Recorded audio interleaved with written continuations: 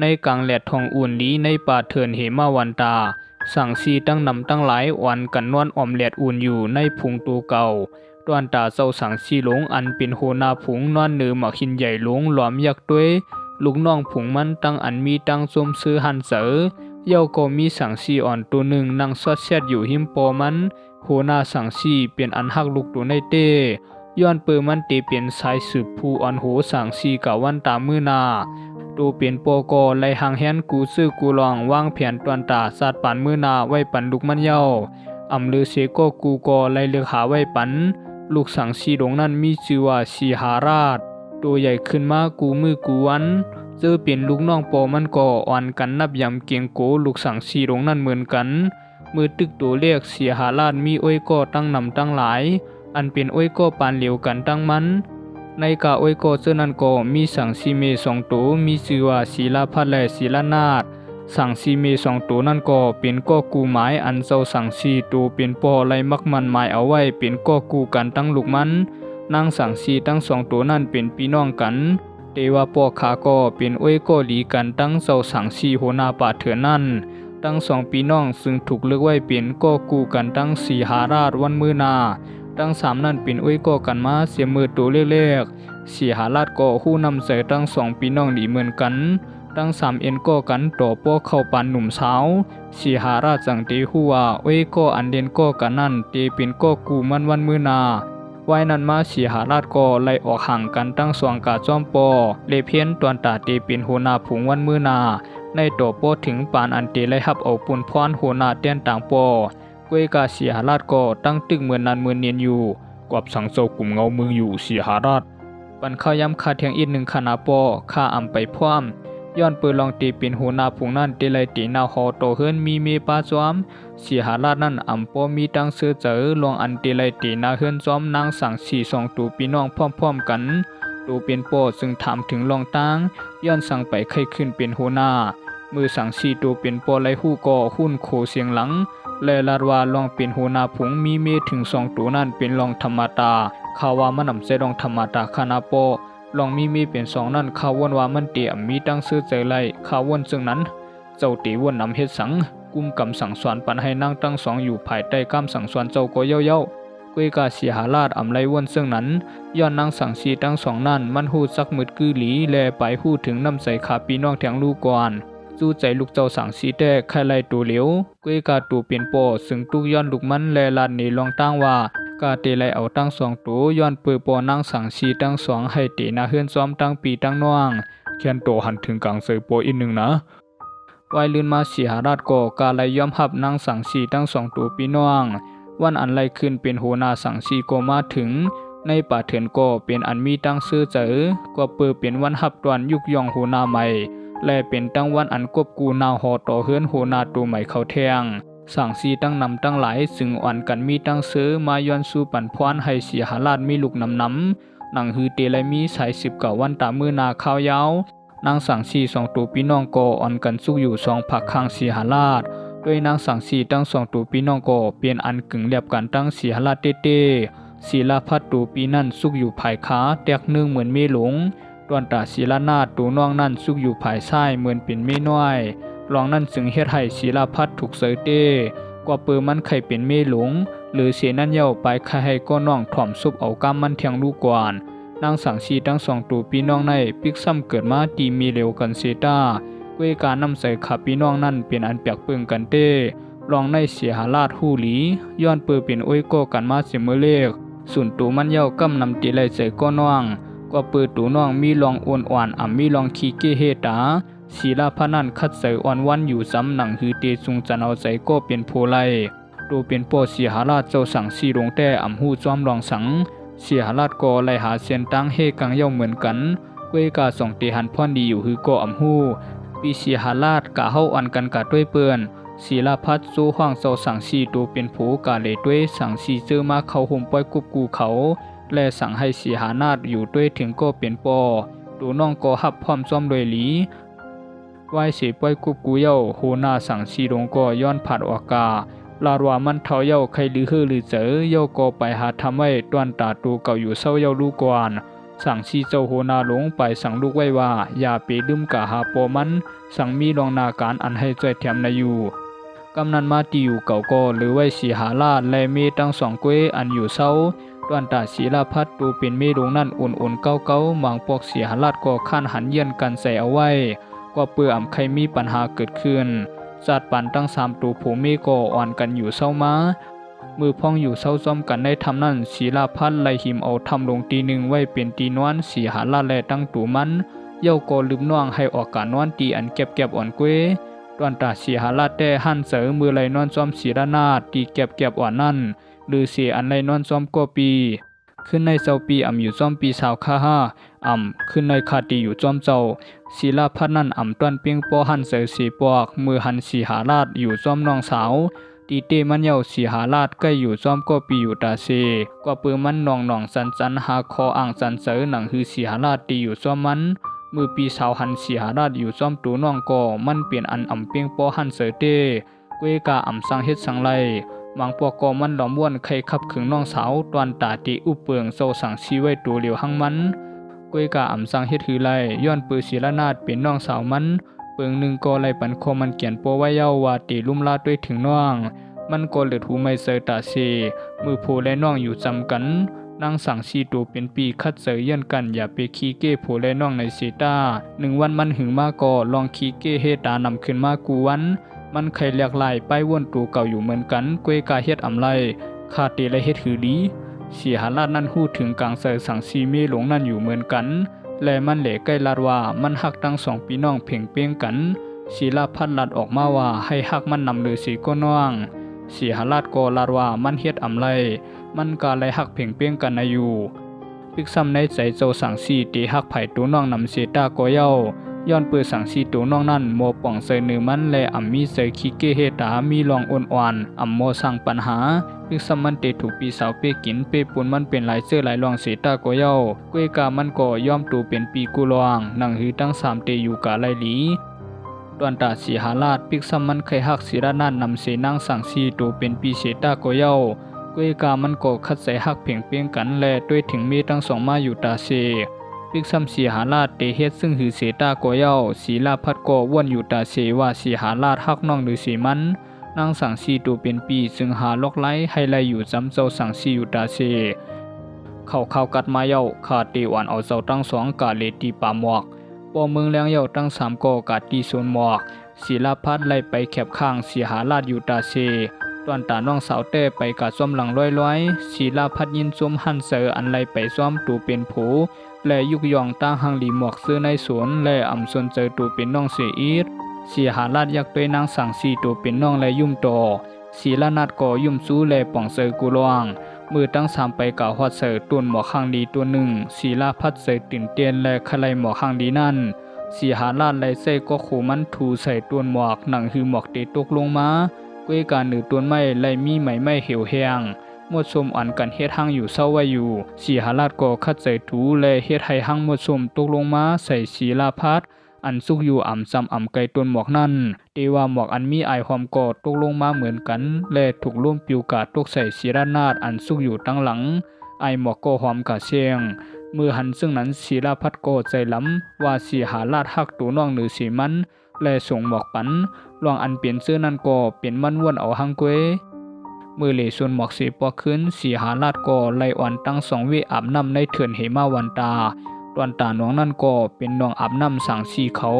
ตั้ง3ก็ลงอาบน้ำซ้อมกันและสีหาลาดไล่ปิดเอาหมอกหมูปันตั้ง2เวกาศิลาพัดก็ตึกขี้เกอยู่มันหันว่าสีหาลาดไล่ปิดเอาหมอกหมูปันตัวน้องลงใหญ่สีมันและหลวมวนเอาหังกวยมาตาเสว่าสั่งสีตัวเป็นผู้หักมันเอลง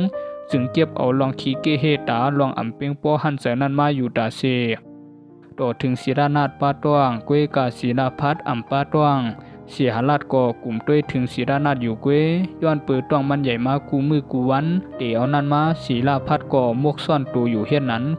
ปิกซ้ำสีหาลาดและศิรานาดเตต้วงทำซึ่งหือเสตาก็เย้ามันก่อสนเจอ1 วันมันหึงมาก่อ1เฮ็ดให้นางสั่งสีจันสั่งตั้ง2ขึ้นติ๊กกำลืนมาก่อมันอึบตั้งกินไล่ข้อยอมลงนางสั่งสีจึงอาติกฐานย้อนสู้โปตายกะเย้าให้ไล่เป็นเสายิง มือมันตายกาก็ไล่กาเป็นลูกยิงเศร้าเนือหูเมืองปราณาสีเต้มือก็ใหญ่เป็นสาวเยาก็ไล่เตนาวหอโตเฮือนซ้อมเจ้าซ้ายเมืองหนึ่งเตว่าเจ้าซ้ายนั่นก็หักมันยิงเต้ก้วยกาลองเสือเปียงสังเสียบเสือก็ตึกมีต่อเนือเสียหาราชเจ้าสังสีหลงนั่นอยู่มือมันนางสัปริสันเถป้าต้องมาก็ซึ่งรัดก็เป็นผู้ว่าใครไล่นางสังสีมานังปีเตกะหาเอานางสังสีตีไล่กันลาเจ้าน้องกำนันมาเจ้านางก็ซึ่งลาเถื่อนปู่มูซื้อผู้กัดแขนก้อนหนึ่งให้เข้าการในเถื่อนเหมาวันตาตวนตาตีกะฆ่าตายเปียสีหาราชลาเถื่อนก้อนนั้นก็ไล่เข้ากับฮอดใส่ตีอยู่สีหาราชไล่เต้มือตั้งสองต่อหน้ากันอยู่ก็สีหาราชหู้ลองตั้งมดซ้อมเลยปิญญาตูสัตในเถื่อนเหมาวันตาเจ้าหลูนางคามีรองตั้งซึ่งหือลาปูลาเถื่อนข้าเต้อำรูอีสังกวยกาเจ้านางในวังโหสังคามาตีเต้มันเย้าสีหาราชนั่นตื้อใส่เต้เตเสียมือศีลาพัดตายกาเย้านั่นย้อนปืนมันถังพิษขาตั้งสองมาตาเสแล่ไล่ปลายตายกาซ้อมเลยลองขี้เก้เปียงสังตีเต้มันเย้าเจ้าสังสีหลงนั่นหักขาตั้งสองเพ่งเปียงกันเจ้าสังสีหลงซึ่งวันว่าสังเฮ็ดให้ศีลาพัดไล่หนังมันแล่เตเฮ็ดให้ศีลาพัดมีตั้งซื้อและหายลองเสยเปียงสังโกมันตีขามย่อมเอาหนังมันปันในอยู่แค้นโตไปคาอยู่ที่ในมือผู้ขาตีมาทบเจ้าที่ในคืนเจ้าสังสีหลงไล่กาตีทำแลกวาดลูกซ้ายไว้นั่นก็ใครหนีลองตั้งมวดให้ศีรานาไล่ทวมปิกสำนักสังสีผู้มีเสืออ่อนเตรียมห้ามสังสีตากวยการน้ำตาไหลตวกเสหลายตื้อเสือย้อนปืนตีไล่ผัดยานเจ้าสังสีหลงโตสู้สุดปานตั้งสามก็เข้ากอดหากันแลไว้นั่นก็ย้อนตูกาทั่วปูลาเถื่อนก็นั่นเจ้าเตไลแก่นแข็งเย่าก็เอาลูกค้าตั้งสองกะหาปอคาเจ้าเตไลหัวคาอยู่ซ้อมเจ้าตาเชเจ้าสังสีลาดว่าตีมอบตูปันศิลาพัดหนังฮือเตรียมไลมีเสยเปียงสังโตกันแทงและเตไลเป็นผู้เมกันตั้งศิลานาดกากูจาดมือกะถึงตีทบกันก็ซึ่งสั่งให้ปูลาเนอร์กวนเลเถื่อนก็นั่นขามันตายและเอาหนังมันกาปันศิลาพัดมือปูลาเนอร์ลวกหนังสังสีออกเย่าก็แปกเปิงเสือกอบสังแลเจ้าสังสีผู้ยิ่งใหญ่ลงในซึ่งย่อมซุ้มอาศักตูเก่าปันเจ้านางมาเหสีเขาไว้นั่นปูลาเนอร์ก็ปอกหาเมืองปราณาสีขึ้นมือเจ้าเหนือหูหันปูราเนื้อมูเสือไล่นางสังสีมาก็ยินส้มดีเสือซึ่งเน็ตเอานางสังสีลงนั่นกาปันนางเมก็มันหากมือมันนางหันนางสังสีก็มึงลงกว่ากำเหนียวมือปูราเนื้อไข่นี้ลองสังสีเจ้าป่าเถื่อนลงนั่นก็หนึ่งเขียนเฮ็ดให้เจ้านางกลมโหลงยักด้วยนางสังสีลงนั่นสีห้องให้ตื้อเสืออันมันไล่เฮ็ดให้ผู้ตูเก่าอันมันหักเต้เจ้านางนอนห้องให้ตื้อเสือแลเปลี่ยนร่วมตายกาจ้อมเลยตึกกวาดนางสังสีลงนั่นไว้อยู่ยาวน้องน้ำเจ้าขุนเงือกตีในกลางร้อยอันมีปังตีหนึ่งไลมีหนองน้ำหลงหนองหนึ่งและไตน้ำก่อไลมีปึงหลงปึงหนึ่งห้องซื้อว่าปึงเย็นในป่าเถินลึกหลงในอ่ำตอนมีก้นก็ไหลเข้าถึงหมังปอกซื้อหิมห้อมหนองนั่นตีหันก้นอยู่เสตากวยกานั่นอ่ำเซอก้นมันเป็นตัวสัตว์มือกวนอันเรียกลายเป็นก้นไหลกานั่นกวยหนองน้ำหลงในก่อไลมีมาหึงหนาเย้าลักษณะผางหางหนองน้ำลงในก่อน้ำเตเป็นสีดำตั้งภายใต้เป็นปึงใหญ่ลงไว้น้ำอ่ำต้นหนึ่งสีปอกป้อเจ้าไปหนองลงในอ่ำขึ้นมาหาพังเจอหิมหอมผังน้ำก่อมีต้นไม้ใหญ่ต้นไม้หลวงป้อหอบกะเชียงกิ่งไม้มังอันเตือนลงกะในหนองน้ำโตเตมีสายเฮือแรงแหลดอ่อนถ่องลงเป็นตีกวยในหนองน้ำลงในไหลมีเจ้าขุนเงือกอุบเปิงมาลายปักเปียวเจ้าขุนเงือกในมีชื่อว่ากุมภากันหรือสีอุบเปิงในหนองหลงนั่นเย้ามันไปอุบเปิงซื้อเนือกุนนั่นแทงลูกก่อนตัวสัตว์ตัวเล็กตัวใหญ่ซื้ออยู่ในหนองแลซื้อเนือกุนนั่นอ่อนกันนับอย่ามันย้อนปือกุมภากันเจ้าขุนเงือกไล่อุบเปิงในหนองน้ำแลเนือกุนซื้อนั้นมาหึงเย้าปิกซัมวานันเสตามันก็ไปมีตังซื้อย้อนปืออ่ำมีชาย19วันตามือนาเจ้าขุนเงือกกุมภากันมีเมีย2 ตัวนางเงือกตัวหนึ่งและตั้งนางสือตัวหนึ่งกว่าเปิดตัวสัตว์กูตูในป่าเถื่อนนั่นอ่อนกันยักลายเป็นก้นไลนางเงือกมีหลงเจ้าขุนเงือกก่อมือลายห่างเป็นก้นนั่นไลว่าเป็นอันห่างดีผังงามเต้กวยกามีน้ำเสือหุกไข่เฮาแก้มอยู่เหมือนกันตวนตานางสือมืออยู่ในผังห่างก้นก่อไลว่าห่างดีผังงามอ่ำยอมนางเงือกเหมือนกันกวยกาน้ำเสือก่อเฮาแก้มหุกไข่เป็นอันนาลีกูไว้อยู่หนังฮือเจ้าขุนเงือกหลงโปเตมีตั้งซื้อใจนั่นก่อมันสั่งเตกบกูซ้อมตั้งสองหนังฮือเตมีใส่สืบผู้อุบเปิงไตน้ำเก่าวันตามือนากวยกานั่งเงือกแลนั่งสือตั้ง2 ก่ออ่ำมีดุกปันเจ้าขุนเงือกเสตู ย้อนปืนซึ่งนั้นใช้สืบผู้อุปเปิงตาวันตามือนาอ่ำมีแดนาตีปุนพรมันก็เปลี่ยนอันสันไว้ค่อนมาย้อนปืนลายผายลายป่าใครหิมสืบปูดเป็นโฮนากาวันตามือนาอันนาเชเปินก็ลูกปีลูกน้องอันเป็นสายหือเจื้อเงินคือเหลียวกันตั้งเสาขุนเงือก็ลอมหาตั้งตาตีเฮ็ดให้มันอยู่ตาเชสังวันไรแลเจ้าขุนเงือกมีสายสืบปัวในสึงเตียมมีเงือกตัวไหลมาหัดสุกยุงกันตั้งมันเทียงเจ้าขุนเงือกกุมพากันอ่ำปอมีตั้งซื้อสังกาหืออำนาจอันมีในมือก่อมีเงือกไปอ่อนกันลักไข่หิมหุบซิมเอาอยู่ตาเชเทวาเมตั้งสองก่อหิมกันไข่เป็นใหญ่มือลีตัวกันก่อย่ามืออยู่ต่อหน้าต่อตาเจ้าขุนเงือกกันนั่นเกวตั้งสองไก่พิษโมกันอยู่ตาเชเจ้าขุนเงือกก็ฮู้ตัวลีว่านั่งตั้งสองอ่ำไรนับย้ำเจ้าขุนเงือกกาหือมือป่วนมาเจ้าขุนเงือกล้อมหาก้นอันตีมาอยู่หิมข้างเสปันแห้งสวยแถมรองนาการก้วยกากูลวงอ่ำเป็นหนังอันวนไว้ตั้งสองอ่ำไรจอยสังมันปึงอิงสังก็อ่ำไรนางตั้งสองอ่ำเหมือนก็เป็นเมมันเจ้าหักปอเจ้าขุนเงือกจอมด้วยน้ำเสือก้วยกาปอว่าเต้เต้ก็พิษดีเจ้าขุนเงือกอยู่เหมือนกันพวงอันฮับเอานางตั้งสองมาเย้าอ่ำไรหักขาตั้งสองกะหือเต้เต้วาวาหนังเก่ามีอยู่วันหนึ่งอยู่ๆก็มีลองหิมอ้ำนัดกันเกิดขึ้นในหนองน้ำหลงนั่น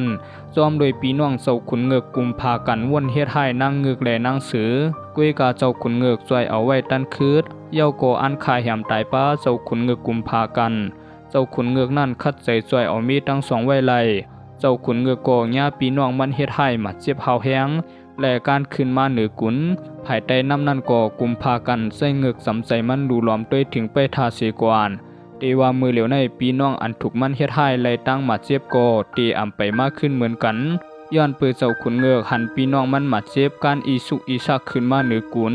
มันก็การขึ้นมาซ้อมตอนตาเตกะหาข่าวเย้าก็อันขับขึงปีน้องมันให้สุดเย้ากันเสียมือพ้องเจ้าขุนเงือกกุมพากันตึกซ้อมหาตอนตาเตขับขึงปีน้องมันอยู่นั่น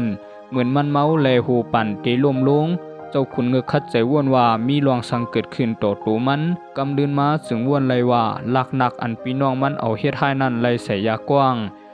งนั่นตีออกมือพ้องเข้ายามป่วนกะหึงเย้าตานเจ้าขุนเงือกจึงหู้ตัวว่ามันถูกยกแหลนเย้าอันขึ้นมาเหนือพังและลำกะซ้อมปีน้องในป่าเถื่อนเตว่าปีน้องมันก็ล้อมวางแผนการจึงนั้นไว้อยู่เย้าย้อนปืนตีไล่ลักเฮ็ดให้มันในป่าเถื่อนกุมพากันคัดใส่อ่อนเอาตัวเก่ากาเมียบซ่อนตีอันลอดเพเตว่าขาตั้งสองผายก็โอนอ่อนอ่ำมีแห้งสายตาก็มืดโมกำลืนมาจึงไล่การนอนลืมตูตีนาปักทำตีหนึ่งมือกุมพากันตื่นขึ้นมาก็จึงหู้ว่าตูมันนอนอยู่ในธรรมเย้าก็หันมีมังก็เฮ็ดอีสังโตตูมันอยู่ก่อมหู้กุมพากันก็พังตูอยู่เย้าจึงเอามืองุมกำปันคอก้นก็นั่นและก้นก็นั่นก็คัดใจเตียนแลหลอดออกในมืออันแก่นแข็งเสียนลงกาแทงตีหนึ่งย้อนปืนมันหมดแห้งไว้สีใส่แห้งต่อก้นก็มือไกลนั่นแหละจึงเฮ็ดให้ตัวมันเรียกลายเป็นเงือกกำเดียวเตว่าก้นก็นั่นก็เรียกลายเป็นกายตัวหนึ่งนอนเอื้อมอยู่หิมผาธรรมมือกุมพากันห่มเอ็นห่มแห้งไหลเย้าก็จึงเรียกลายเป็นก้นแทงกำหนึ่งเจ้าขุนเงือกจึงไล่หันกายตัวนั้นเรียกลายเป็นหญิงสาวเหมือนก้นวานธรรมตาก้อนหนึ่งเหมือนกันหญิงสาวก้อนนั้นก็มีตัวคิงอ่อนๆคนหูลำดียาวหอดกลางหลังมือหญิงสาวหันเจ้าขุนเงือกก็มันคัดใจสุดตูกะจับใส่พาธรรมตั้งโกตัวสันนางกายตัวในมีชื่อว่ากาสวนมันนั่งอยู่ที่ทำในมาหึงหนาเย้ามือมันตีออกทำกะหาตั้งกินก็จึงไล่หันกุมพากันนอนลืมตัวอยู่ที่ปากธรรมมือนางกาสวนหันกุมพากันก็หู้กำเหลียวว่าเป็นเจ้าขุนเงือกอันอุบเปิงในหนองแลอุบเปิงตัวสั้นในป่าในมือตีมันแต่นางกาสวนเป็นสองใส่สองข้อไว้ว่าถูกดีจ้อยคือถูกดีจ้อยย้อนปืนมันนางตื่นยามมีน้ำเสือจ้อยเปื้อนอยู่เย้าจึงไล่เต็บตัดเส้นเสือหลักตูเจ้าขุนเงือกกุมพากันเข้ามาในธรรมเย้าก็ไล่ออกกาหายายาสับภาวะมายดยาเจ้าขุนเงือกต้อนว้วนเมียนว่าตูอันจ้อยมันไว้ตีเป็นตูเมและมีตัวคิงอ่อนๆซึ่งไหนอันรองใหญ่ตัวเย้านางกาสวนเปลี่ยนอันกูเจ้าขุนเงือกเต้อย่าปีกูข้าเจ้าจ้อยข้าไว้จงใจแน่เย้าเจ้ามีชื่อว่าหือข้าชื่อว่ากาสวนเย้าเจ้าอยู่จอมไผในธรรมในข้าอยู่ตัวเลี้ยวปอเลยมีข้าตึกตายกะเกวเจ้าขุนเงือกกุมพากันไล่ลือฮื้อยศยาตัวอยู่ในธรรมนั้นหลายวันและมีนางกาสวนเป็นผู้ลุ่มลาด้วยถึงมือไล่อยู่จำกันกุมพากันก็ไล่ใจนางกาสวน ย้อนปือมันนางมีลองอ่อนอ่อนและหังหลีกุมภากันซึ่งได้ลัดอุบเกากำลื่นก่อนางกาสวนได้ตุกเป็นเมเจ้าขุนเงือกมือหายเหลียวกุมภากันก่ออันปอกกะขึ้นตีหนวงเย่าก่อห้องนางกาสวนกะจ้อมกุยการนางกาสวนเถียงขึ้นย้อนปือมันนางฮูลีอยู่เย่าว่าเจ้าขุนเงือกมีนางมีอยู่2ตัวกุมภากันก่ออ่ำย้อมจึงอ่อนเอามันนางกาจ้อมให้ไล่มือพ่องออกเข้าตั้งกุมภากันไล่หันลองอ่ำป้อมีตั้งซื้อเจอนางกาสวนเจ้าขุนเงือกคู่ลองตั้งมันนางอ่ำมีตั้งซื้อเจอจึงปันคอมันเกียนว่าเตหักแลด้วยถึงมันนางให้ลีลือเสเปื้อนมือล่วงกะถึงไตน้ำก่อกูลองเข้มแดบหลีลูกน้องสำใจกุมภากันก่อด้วยถึงลุ่มล้าไตน้ำแลตูสัดเขาหลีตอนตาปีน้องอันวนอันหุบชิมเอาอำนาจก่อไปปอกมากุมภากันไล่อ่อนเอานางกาสวนกากับสืบมืดกือปันให้นางเงือกแลนางสือไล่หูจักเยี่ยวก่อไปลาดให้ตั้ง3ด้วยถึงลุ่มล้ากันอย่าไปพิดมัวกันในอยู่นางเงือกแลนางสือปิกซ้ำติหับซุบหับปากต่อหน้ากุมภากันเสียตาวายมาตั้ง2ก่อเป้กินนางกาสวนอยู่ตาเซเซาปีเอานางไก่มาเฮ็ดมีเฮ็ดสังเฮว่าเซาปีว่านางมีเซาปีตีไลไว้เย่าโกเลียเซียวนางไก่นั้นมันงืออ่อนอ่อนทึงงือเย่าโกไปกูกวนแทงอำหัดสู่ไผอย่าปีมาสู้ยุงเกี่ยวจอมรองคะซื้อสู่อ่อนกันเฮ็ดจอมกำสั่งอันคาลาดไว้เตดีดีสิเปื้อนนางกาสวนญาปีกินอยู่ตาเซมีอยู่ปอกหนึ่งมันนางไปออกน้องมาไลเว้ยกาโซขุนเงือกไลมาห้องปอกกะขึ้นและสอบถามซึ่งไลคู่ว่านางเงือกและนางสือเป้กินมันอยู่ตาเช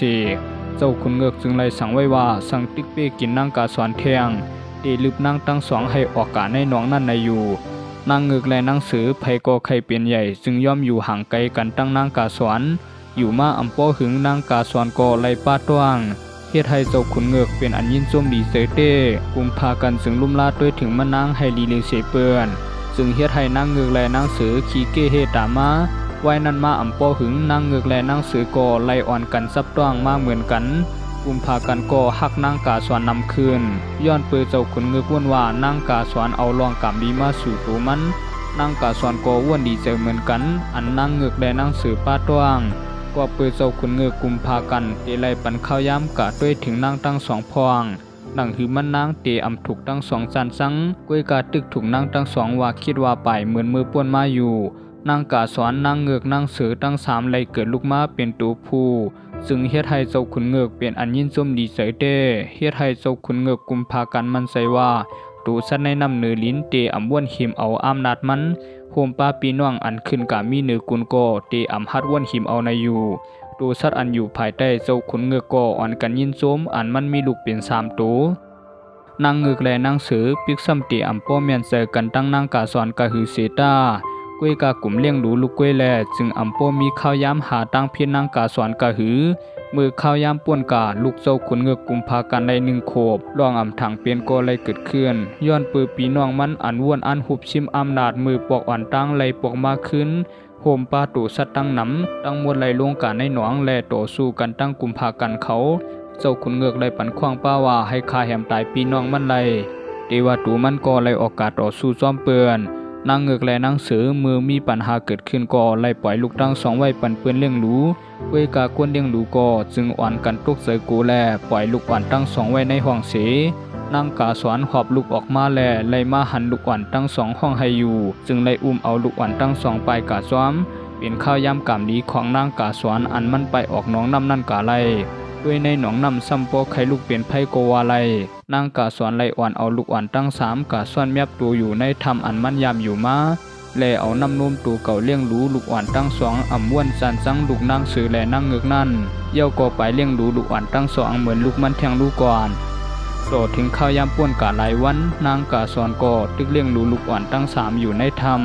นางกาสวนไปฮัดลงกาใต้น้ำย้อนปืออำหัวตีใต้น้ำนั่นตีเป็นซึ่งหือมีอยู่วันหนึ่งพ่องมือนางกาสวนไหลไปออกธรรมะตอนตาตีกาหานำมาปันลูกอ่อนตั้ง3กินนางกาสวนก็ไล่ทุบหันเมียนลูกน้องสำใจเจ้าขุนเงือกและลูกน้องสำใจเจ้าขุนเงือกก็ไล่ออกมาเลียเพี้ยนและจอมหาตูมันนั่งอยู่เหมือนกันลูกน้องสำใจเจ้าขุนเงือกจึงลาดว่าลองตั้งไตน้ำนั่นไล่กัดเย็นล่วงเย้าก้วยกาลูกนางเงือกและนางสือไล่หายกามือสอบถามก้นเลี้ยงลูกก็จึงไล่ฮู้ว่าตั้ง2กูปัญหาอันเกิดขึ้นอยู่จึงไล่แลนปลายลองนั่นจึงเฮ็ดให้นางเงือกและนางสือเปลี่ยนอันตื้อใส่เต้ เจ้าขุนเงือกก็หลอมวนเหมือนกันว่าเตมีลองอำดีต่อตัวนางกาสวนในวันนั้นอยู่เหมือนกันปิกซ้ำเจ้าขุนเงือกเตขับขึงปีน้องอันวนอันหิมอำนาจเข้มเรียบไรเสียตา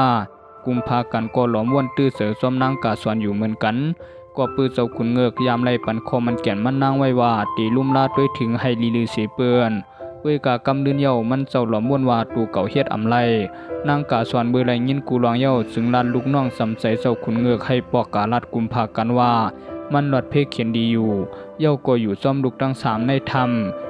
มือเจ้าขุนเงือกกุมพากันไล่หู้ข่าวก็เน็ดขึ้นมาในหนองน้ำแลกาตีทำนั่นกำเหนียวมือกาถึงก็ไล่หันนางกาสวนด้วยถึงลูกๆอยู่กุมพากันยินส้มดีเสยเต้และสอบถามด้วยซึ่งไล่หู้ลองตั้งทั้งหมดข้าขอบใส่เจ้าเตี้ยวเจ้าเป็นเมอันมีน้ำใสลีและเป็นนางเมลีพึกซ้ำเตถูกเป็นเป้กินเจ้าก็อ่ำเอาใส่ใจไปด้วยถึงลูกนางทั้งสองแทงข้าฮักเจ้าเตี้ยวนะ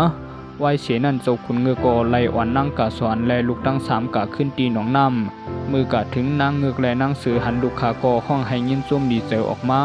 อันลูกค้าทั้งสองตึงมีอาศักใส่ใจอยู่มือไล่หู้ว่านางกาสวนเอาลูกค้าทั้งสองออกไปผูกเขียนและกะเลี้ยงดูด้วยถึงดีๆงามๆนั่นก็ซึ่งหู้ตูตั้งพิษอันคายามเฮ็ดให้นำเสือปีกินมันนางมาขอบใจเจ้านากาสวนย้อนข้องอันยามเฮ็ดลองอำดีเนื้อเจ้าและยินส้มอันซอยลูกค้าไว้